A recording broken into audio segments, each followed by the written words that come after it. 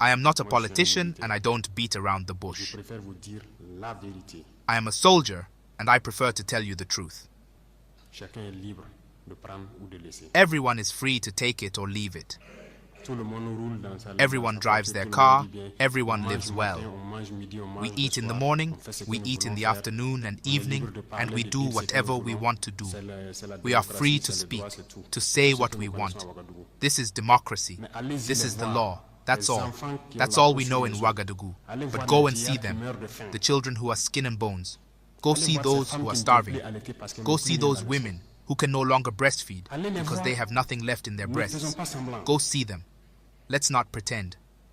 If our journalists don't have the courage to go out in the field and bring back these images, it's because we want to whitewash Burkina's image. I'm telling you, it's false. It exists. When I tell you about people who eat grass, those who want to contest, I will take them to see it continues.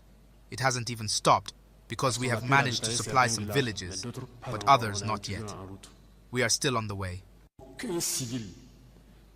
No civilian can even support us with trucks, so we can show solidarity with these populations. What kind of integrity is this? What is integrity, Burkina Faso? What is it? This lack of support has deeply unsettled and revolted us. Until we truly address the core issues plaguing this country, we will remain in a state of unrest and discontent. For the moment, we've managed to secure some trucks in the army and have been using our own means to transport supplies. However, this hasn't really added much to the support for the starving populations. And even in doing this, there's been a distinct lack of empathy. The citizens were aware of the situation, but they've remained on the sidelines. This is to say that solidarity has disappeared in Burkina. Have pity for the people. Have pity for the youth. Have pity for the children. What have these villagers done so that when the sun sets, they find themselves in caves and under trees? They leave village after village, and in the morning they come back to see if everything is okay before returning. They sleep in the bush.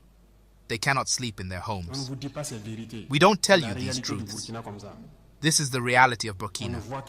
We only see our cities.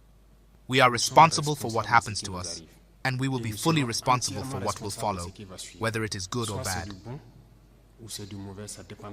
It will depend on our behavior in the future. Everyone gives their best. And I think we can get there. I am optimistic. I have faith. And it will happen.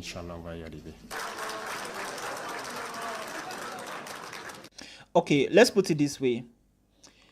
Consider you were present here while Captain Ibrahim was doing this speech. Tell me, how wouldn't you be touched when someone talks to you in such a manner? When someone actually outlines important things concerning humanity? This goes to show how this guy cares about his people. I mean, the ordinary person on the street even. You know, one very important thing that I noticed, and I have been noticing every time Captain Ibrahim Traore speaks, is the fact that it doesn't actually matter. Anybody who is present always pays close attention to what this young man is saying. It's just been natural. This guy has some sort of aura that is so very powerful. I don't know, even myself, if I was there, I'll be very, very attentive. This guy, this is how a true leader is supposed to be like. Yeah, he is military, but he's not a dictator. This is how a true leader sounds like, and this is how a true leader speaks to his people.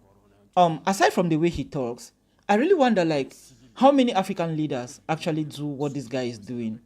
I don't even want to go into all the things that he has been doing, but this particular aspect, whereby he actually looks into the lives of the ordinary person on the street. Like, this guy cares. Many other African leaders, they really don't care about these things. In as much as their circle of friends or people that they are close to are fine, they don't care. Whatever happens at the level of, like, we have the upper class, we have the middle class, and we have the lower class. Whatever happens with the lower class, they really don't care like that. And even if they act as if they do, you just see that they are pretending. It's not genuine. But listening to this guy address these people, talking about the ordinary person, you can feel the passion in his voice. You really can feel that he has this heart for his people. I cannot come and lie here. A vast majority of Africans are living in poverty. But our leaders don't see that. Not like they don't see that, our leaders don't care. Listen to this. He said, this means that solidarity has disappeared in Burkina Faso. Have pity for the people, have pity for the children. Those are the words of an African leader? Like, how many of these other, I'll call them puppets, how many of these other puppets actually do that? How many of them actually talk about these kind of things? They are more concerned with things that, according to them, are important. But let's not forget, your people are the most important. You see, I wouldn't want to call names, but there are so many countries here in Africa that, in as much as the capital city and a couple of other cities are okay, then it is considered that the country is entirely okay. Whatever happens in the suburbs isn't their concern at all. In the sense that, make it make sense. Let's take, for example, you give out a contract for a development project, and then you don't care to follow up to see what exactly people are doing. Are they actually doing the right things? Are they using the right material? Is this thing they are doing going to last? Let's take, for example, the construction of roads. Are they doing the last thing? Is this road going to serve the population in the next 10, 15 to 20 years? If they are building a facility or a building or something that is going to serve the population, do they actually follow up to see that it's going to actually help the people in the long run? They don't. They don't follow up. And that is one very big problem that we face here in Africa, in as much as our leaders are concerned. There's this carefree attitude. Changes need to be made. Like, great changes need to be made. So, in all honesty, Captain Ibrahim Traore and his compatriots of the Alliance of Sahel States Nations really are a beacon of hope for Africa. The African youth really are hoping on these guys to bring change into the entire continent. And we really pray that other leaders are going to copy what these guys are doing.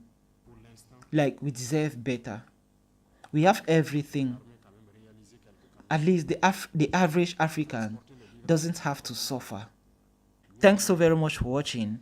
And this video right here is going to show you some impressive things that this young president has been doing in Burkina Faso. Consider checking it out.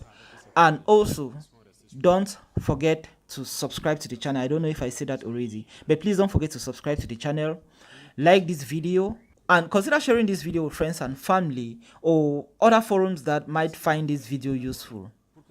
Thank you so very much, and I look forward to seeing you in the next video.